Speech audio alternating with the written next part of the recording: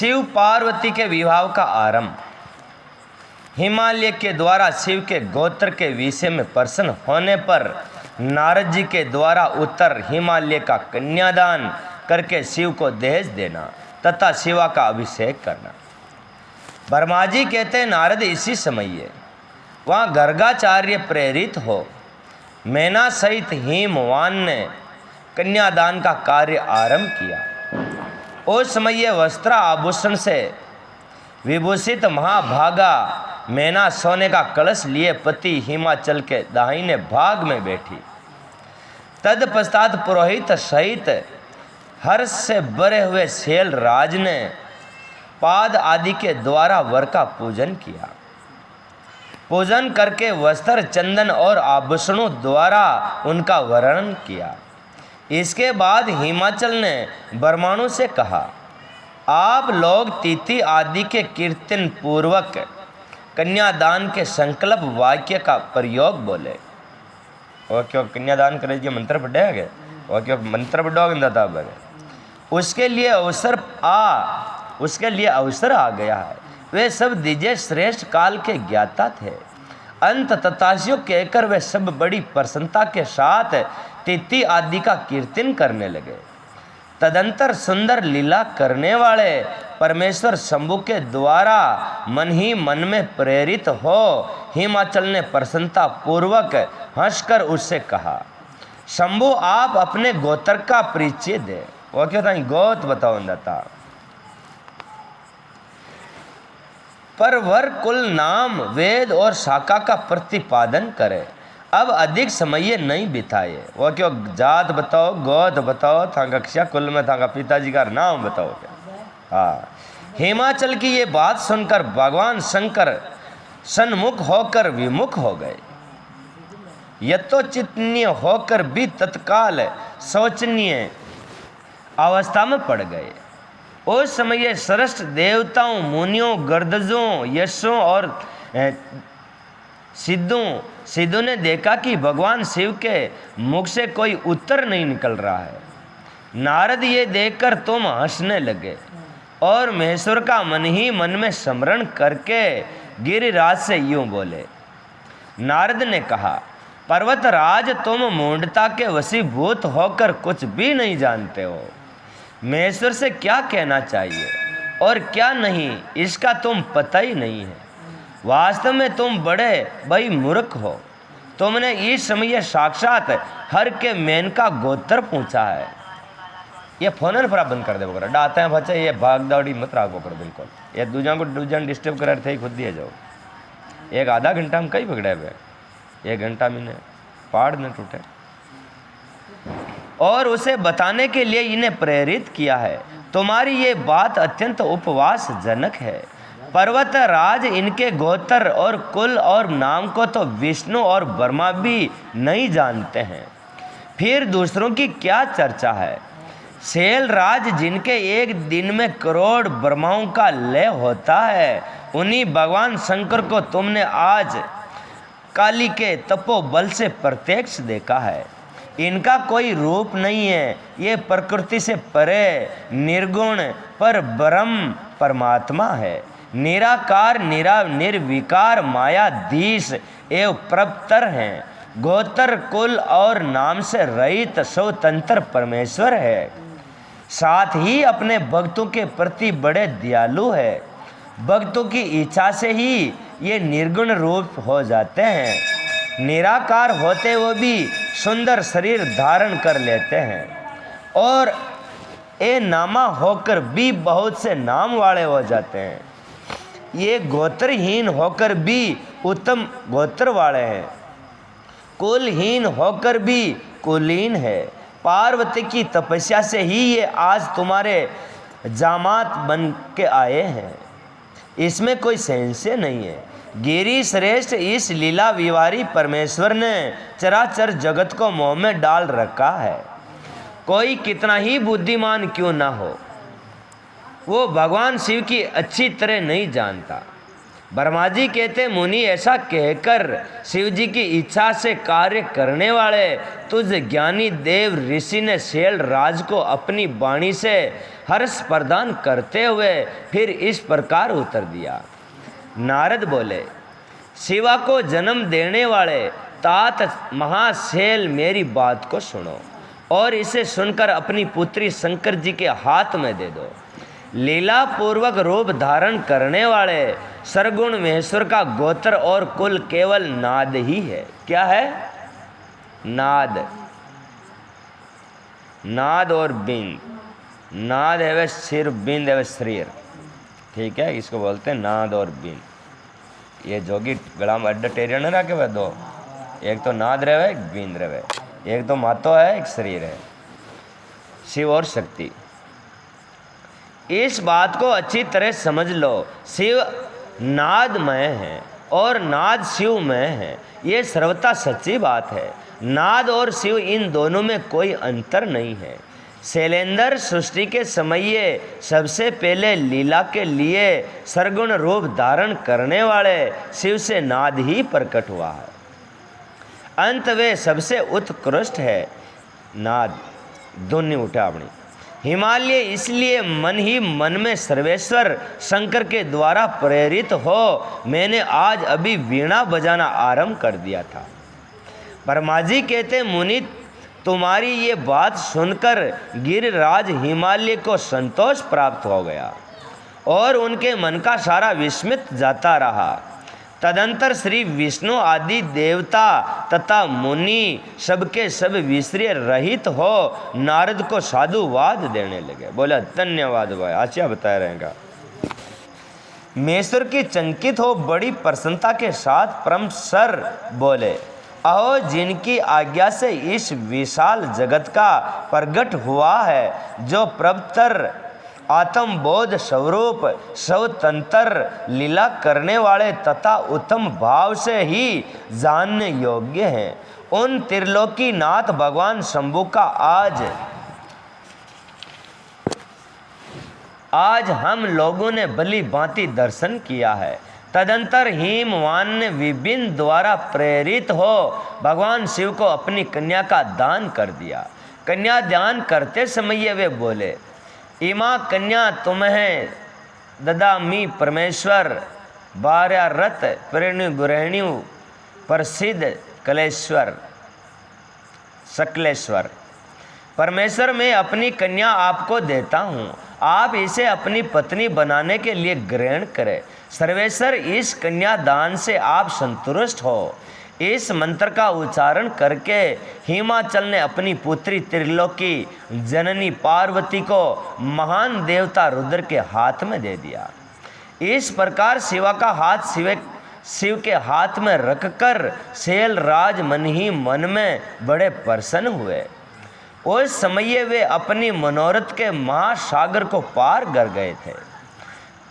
परमेश्वर महादेव जी ने प्रसन्न हो वेद मंत्र के उच्चारण पूर्वक गिरजा के कर कमलों को सिद्धि अपने हाथों में ले लिया। मुनि लोकाचार पालन की आवश्यकता को दिखाते हुए उन भगवान शंकर ने पृथ्वी का स्पर्श करके सोहंग दात इत्यादि रूप से काम संबंधी मंत्र का पाठ किया। उस समय वहाँ सब और महान आनंददायक महोत्सव होने लगा। पृथ्वी पर अंतरिक्ष में तथा स्वर्ग में भी जय जयकार का शब्द गूंजने लगा। सब लोग अत्यंत हर्ष से भरकर साधुवाद देने और नमस्कार करने लगे। गर्दव्य गण प्रेम पूर्वक गाने लगे और अप्सराएं नृत्य करने लगी। हिमाचल के नगर लोग भी अपने मन में परम आनंद का अनुभव करने लगे। उस समय महान उत्सव से साथ परम मंगल मनाया जाने लगा। मैं और विष्णु इंद्र देवगण तथा संपूर्ण मुनि हर्ष से भर गए। हम सबके मुखार बिंद प्रसन्नता से खिल उठे। तदंतर शैल राज हिमाचल ने अत्यंत प्रसन्न हो शिव के लिए कन्यादान की यथोचित संगतता प्रदान की। तत्पश्चात उनके बंधु जनों ने भक्ति पूर्वक शिवा का पूजन करके नाना विधि विधान से भगवान शिव को उत्तम द्रव्य समर्पित किया। हिमाचल ने देश के अनेक प्रकार से द्रव्य रतन पात्र 1 लाख सुशोभित गौवें, 1 लाख तो गायें दीदी, 1 लाख सजे सजाए घोड़े और करोड़ों हाथी और उतने ही श्रवण जनित रथ आदि वस्तुएं दी। इस प्रकार परमात्मा शिव को विधि पूर्वक अपनी पुत्री कल्याणमयी पार्वती का दान करके हिमाचल कृतार्थ हो गया। इसके बाद शैल राज ने यजुर्वेद और धाम्यदिनी शाखाओं वर्णित स्तोत्रों द्वारा उन दोनों को हाथ जोड़कर प्रसन्नता पूर्वक उत्तम वाणी से परमेश्वर शिव की स्तुति की। तत्पश्चात वेद वेता हिमाचल के आज्ञा होने पर मुनियों ने बड़े उत्साह के साथ शिवा के सिर पर अभिषेक किया और महादेव जी का नाम लेकर उस अभिषेक की विधि पूरी की। मुनि उस समय ये बड़ा आनंददायक महोत्सव हो रहा था। शिव के विवाह का उपसहार, उनके द्वारा दक्षिणा वितरण, वर वधु का कोहबर और वास भवन में जाना, वहाँ क्षत्रियों का उनसे लोकाचार का पालन करना, रीति की प्रार्थना से शिव द्वारा काम को जीवन दान एवं वर प्रदान, वर वधु का एक दूसरे को मिष्टान भोजन कराना और शिव का जनवासे में जाना। ब्रह्मा जी कहते, नारद तदंतर मेरी आज्ञा पाकर महेश्वर ने ब्रह्माणु द्वारा अग्नि की स्थापना कराई और पार्वती को अपने आगे बिठाकर वहाँ सर्ग वेद, यर्जु वेद तथा साम वेद के मंत्रों द्वारा अग्नि में आहुतियाँ दी।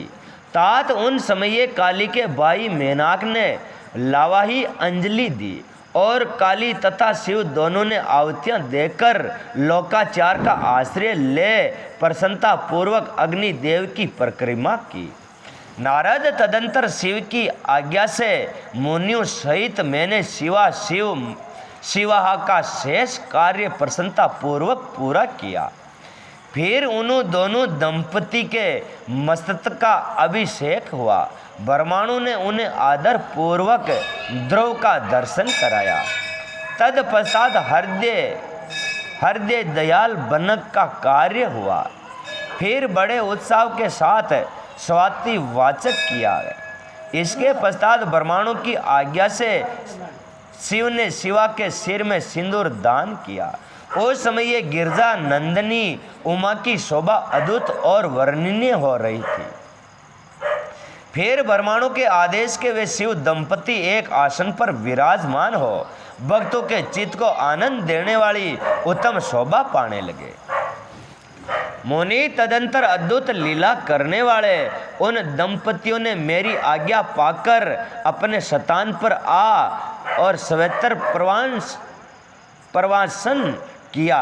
इस प्रकार विधि पूर्वक उस वैवाहिक यज्ञ के पूर्ण हो जाने पर भगवान शिव ने मुझ लोग श्रेष्ठा ब्रह्माणु को पूर्ण पात्र दान किया। फिर शंभु ने आचार्य को गो दान किया। मंगलदायक जो बड़े बड़े दान बताए गए हैं वे भी हर्ष संपन्न किए। तत्पश्चात उन्होंने बहुत से ब्रह्माणु को पूर्तक 100 श्रवण मुद्राएं दी, करोड़ों रत्न दान किए और अनेक प्रकार के द्रव्य बांटे।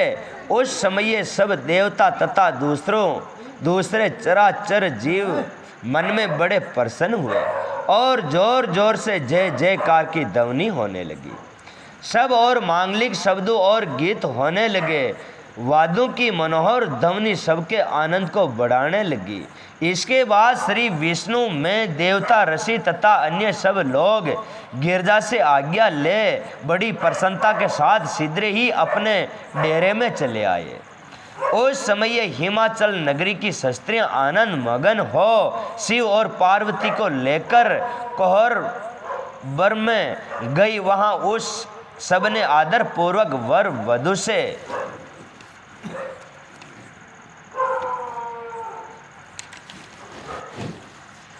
लोकाचार का संपादन कराया। उस समय ये सब और परमानंददायक महान उत्साही छा रहा था। तदंतर वे स्त्रियां उन लोक कल्याणकारी दंपति को साथ ले परम दिव्य वास भवन कौतुकार में गई और वहां प्रसन्नता पूर्वक लोकाचार का संपादन किया।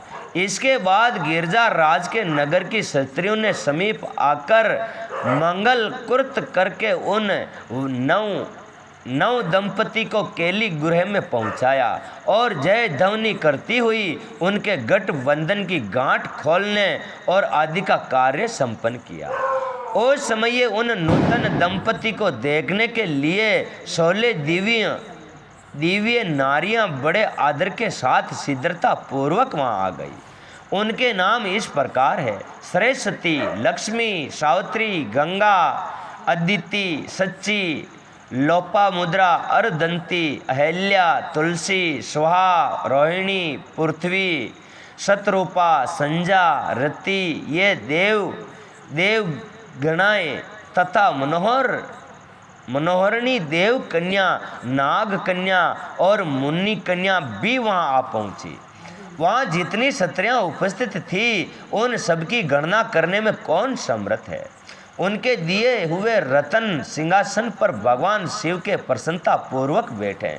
उन समय उन्होंने शिव से नाना प्रकार की विनोदपूर्ण बातें कही। तदंतर प्रसन्नता चित हुए मेश्वर ने अपनी पत्नी के साथ मिष्ठान भोजन और आचमन करके कपूर डाला हुआ पान खाया। इस अवसर पर अनुकूल समय जान प्रसन्न हुई रति ने देवी वत्सल भगवान शंकर से कहा, भगवान पार्वती का पानी ग्रहण करके आपने अत्यंत दुर्लभ सौभाग्य प्राप्त किया है। बताइए मेरे प्राणनाथ को जो सर्वथा सर्वार्थ रहित थे आपने क्यों भस्म कर दिया था। छोरेश नहीं, ये नहीं चलेगा, ठीक है, हाथ को न करो, बैठो आराम से।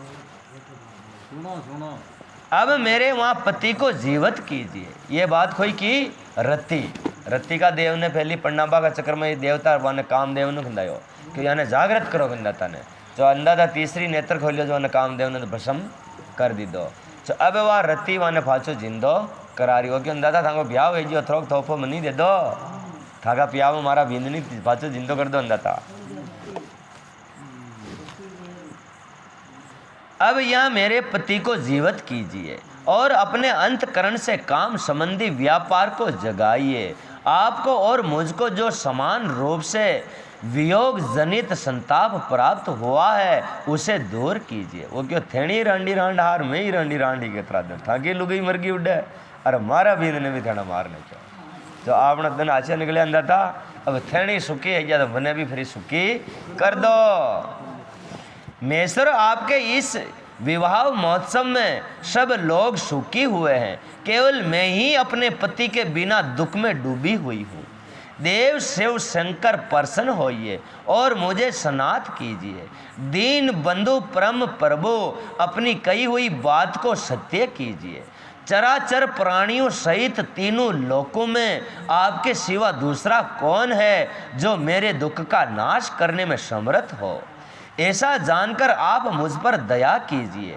जिनों पर दया करने वाले नाथ सबको आनंद प्रदान करने वाले अपने इस विवाह महोत्सव में मुझे भी उत्सव संपन्न बनाइए।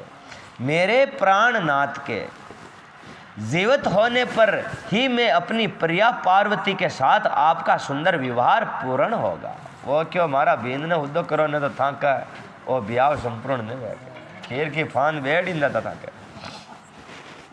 इसमें कोई संशय नहीं है। सर्वेश्वर आप सब कुछ करने में समर्थ है क्योंकि आप ही परमेश्वर है। यहाँ अधिक कहने से क्या लाभ है।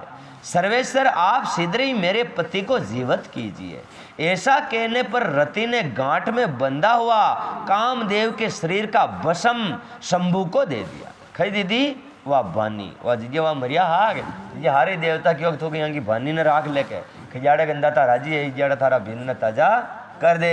वो दिन आज फाचो आयो जो वाह भानी खाड़ अंदा तन दे दियो क्यों हमारा भिन्न ने रेडी क्रॉस शंभू को दे दिया। और उनके सामने हाँ नाथ हाय नाथ कहकर रोने लगी।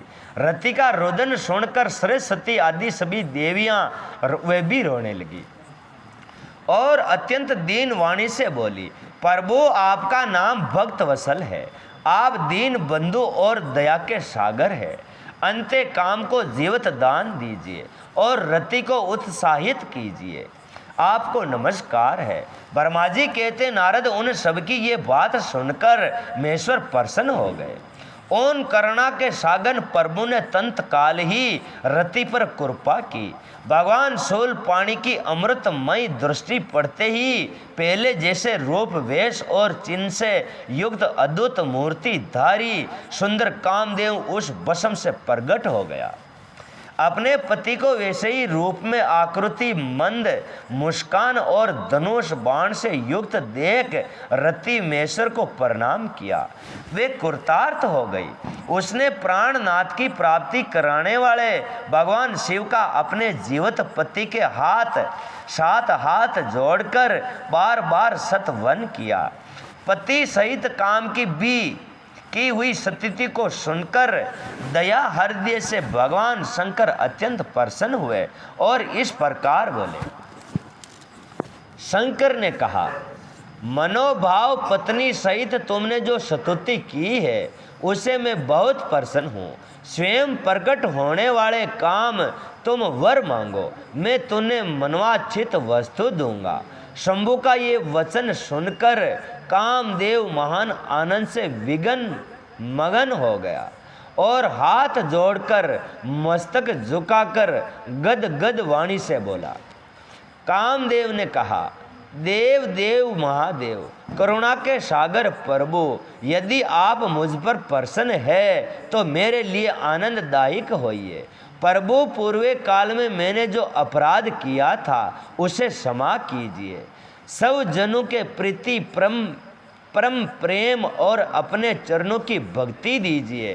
कामदेव का ये कथन सुनकर परमेश्वर शिव प्रसन्न हो और बोले, बहुत अच्छा। इसके बाद उन करुणा निधि ने हंसकर कहा, माँ मते कामदेव मैं तुम पर प्रसन्न हूँ, तुम अपने मन से भय को निकाल दो। भगवान विष्णु के पास जाओ और इस घर के बाहर ही रहो, ठीक है, इस घर से बाहर रहो।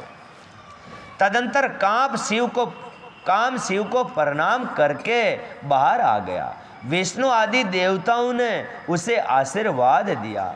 इसके बाद भगवान शंकर ने उस वासना भवन में पार्वती को बताए बाएं बिठाकर मिष्टान भोजन कराया और पार्वती ने भी प्रसन्नता पूर्वक उनका मुंह मीठा किया। तदंतर वहाँ लोकाचार का पालन करते हुए आवश्यक कृत्य करके मैना और हिमवान की आज्ञा ले भगवान शिव जानवा से चले गए। मुनि उस समय महान उत्सव हुआ और चारों प्रकार के बाजे बजने लगे। जनवासे में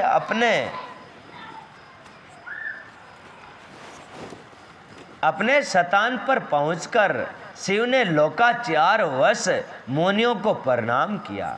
श्री हरि को और मुझे भी मस्तक झुकाया। फिर सब देवता आदि ने उनकी वंदना की।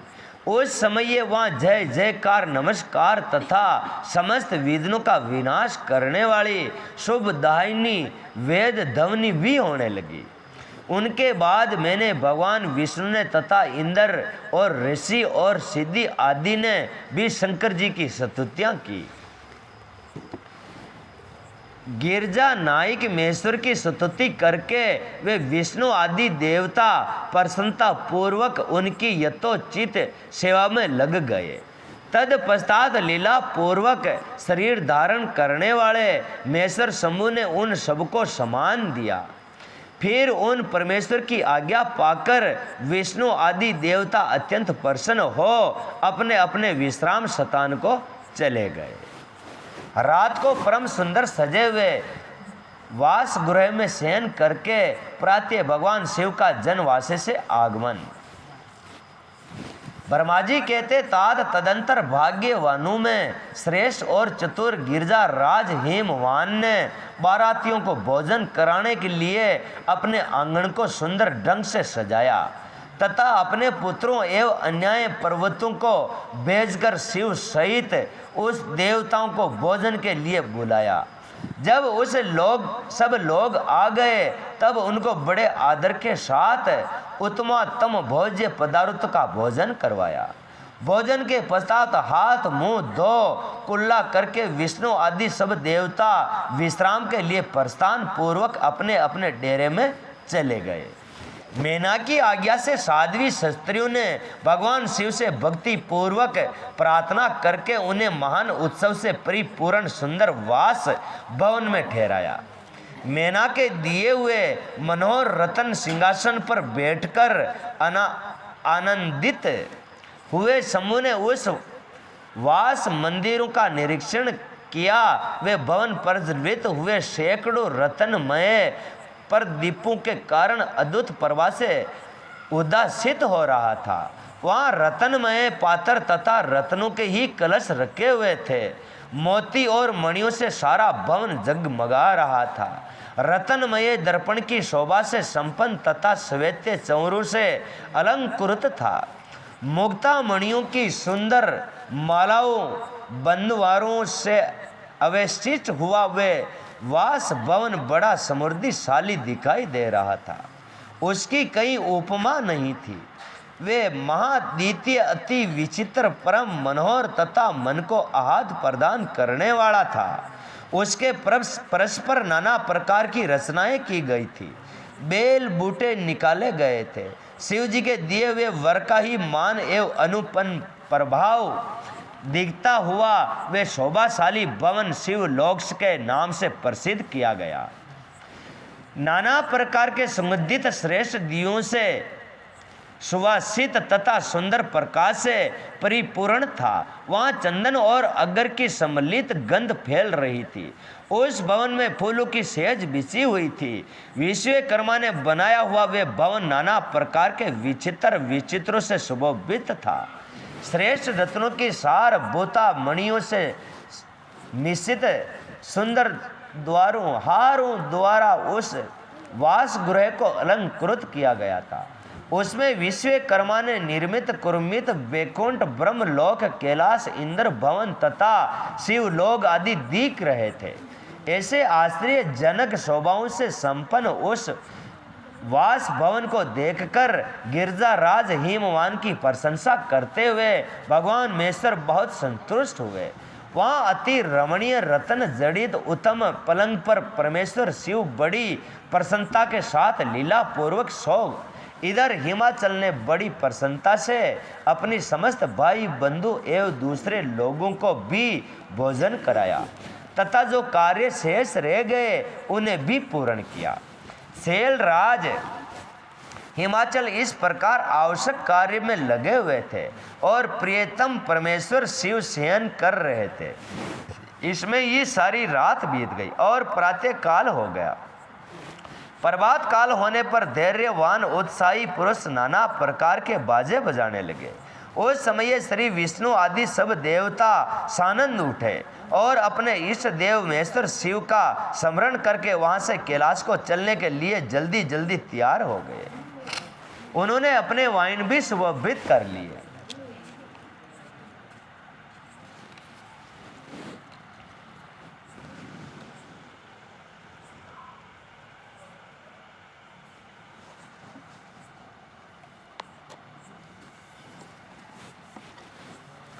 ब्रह्मा जी के दे तदंतर विष्णु आदि देवता तथा ऋषि कैलाश लौटने का विचार करने लगे। जान फांसी जावे। तब हिमाचल ने जनवासे में आकर सबको भोजन के लिए निमंत्रण किया। तत्पश्चात देवेश्वर शिव को आमंत्रित करके हिमाचल ने अपने घर को गए और नाना प्रकार के विधानों से भोजन उत्सव की तैयारी करने लगे। उन्होंने प्रसन्नता पूर्वक और उत्कृष्ट से साथ भोजन करने के लिए परिवार सहित भगवान शिव को यथाचित रीति से अपने घर बुलवाया। शंभु के विष्णु के मेरे अन्य सब देवताओं के मुनियों के तथा वह आए हुए अन्य सब लोगों के भी चरणों को बड़े आदर के साथ धोकर उन सबको गिरिराज ने मंडप में भीतर सुंदर आसन पर बिठाया। फिर अपने भाई बंधु को साथ लेकर उनके सहयोग से, थोड़ी बातें कम करो भाई, उन सब रीतियों से नाना प्रकार के रस के पदार्थों द्वारा पूर्णता तुप्त किया। मेरे विष्णु के तथा शंभु के साथ सब लोगों ने अच्छी तरह भोजन किया। नारद विधिवत भोजन और आचमन करके तुप्त और प्रसन्न हुए। सब लोग हिमाचल से आज्ञा ले अपने अपने डेरे में गए। मुनि इस प्रकार तीसरे दिन की गिरिराज ने विधिवत दान मान और आदर आदि के द्वारा उन सबका सत्कार किया। चौथा दिन आने पर शुद्धता पूर्वक सविधि चतुर्थी क्रम हुआ, जिसके बिना विवाह यज्ञ अधूरा ही रह जाता है। उस समय नाना प्रकार का उत्सव हुआ। साधु वात और जय जयकार की ध्वनि हुई। बहुत से सुंदर दान दिए गए। भांति भांति के सुंदर गान और नृत्य हुए। पांचवें दिन सब देवताओं और बड़े हर्ष के अत्यंत प्रेम से साथ शैल राज को सूचित किया कि अब हम लोग यहाँ से जाना चाहते हैं, आप आज्ञा प्रदान करें। इनकी ये बात सुनकर गिरजाराज हिमवान हाथ जोड़कर बोले, देवगण आप लोग कुछ दिन और ठहरे तथा मुझ पर कृपा करें। यूँ कहकर उन्होंने अनेक साथ उन देवताओं को, भगवान शिव को, विष्णु को, मुझको तथा अन्य लोगों को बहुत दिनों तक ठहराया और प्रतिदिन विश्व आदर सत्कार किया। इस प्रकार देवताओं और वहाँ रहते हुए बहुत दिन बीत गए। तब उन सब ने गिरजाराज के पास सप्तऋषियों को भेजा। सप्तऋषियों ने हिमवान और मेना से समयोचित बात कहकर उन्हें समझाया, परम शिव तत्व का वर्णन किया तथा प्रसन्नता पूर्वक उनके सौभाग्य की सराहना की। मुनि उनके समझाने से गिरजाराज ने बरातियों को विदा कराना स्वीकार कर लिया। तत्पश्चात भगवान शंभु यात्रा के लिए उगत हो देवता आदि के साथ शैलराज के पास आए। देवेश्वर शिव देवताओं सहित कैलाश की यात्रा के लिए जब उगत हुए, उस समय ये मैना ऊंचे स्वर से रोने लगी और उन कृपा निदान से बोली। मैना ने कहा, कृपा निधि कृपा करके मेरी शिवा का भली भांति लालन पालन कीजिएगा। आप आशुतोष हैं, पार्वती सहस्त्रों अपराधों को भी समाप्त कीजिएगा। मेरी बच्ची जन्म जन्म से आपके चरणों बिंदु की भक्त रही है और रहेगी। उसे सोते और जागते समय भी अपने स्वामी महादेव की सिवा दूसरी किसी वस्तु की शुद्ध बुद्ध नहीं रहती। मूर्ति जय आपके प्रति भक्ति भाव की बातें सुनते ही ये हर्ष के आंसू बहाती हुई पुलकित हो उठती है और आपकी निंदा सुनकर ऐसा मौन साध लेती है मानो मर गई हो।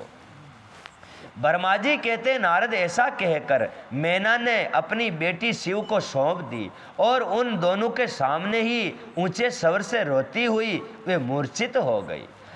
तब महादेव जी मैना को समझाकर सचेत किया और उनके विदा ले देवताओं के साथ महान उत्सव पूर्वक यात्रा की। वे सब देवता अपने स्वामी शिव तथा सेवकों के साथ चुपचाप कैलाश पर्वत की ओर प्रस्थान हुए। वे मन ही मन में शिव का चिंतन कर रहे थे। हिमाचल पुरी के बाहरी बगीचे में आकर शिव सहित सब देवता हर्ष और उत्साह के साथ ठहर गए और शिवा के आगमन की प्रतीक्षा करने लगे। मुनीश्वर, इस प्रकार देवताओं सहित शिव की श्रेष्ठ यात्रा का वर्णन किया गया। अब शिवा की यात्रा का वर्णन सुनो, जो हिरण्य अवस्था और आनंद दोनों से संयुक्त है। बोलो शंकर भगवान की जय।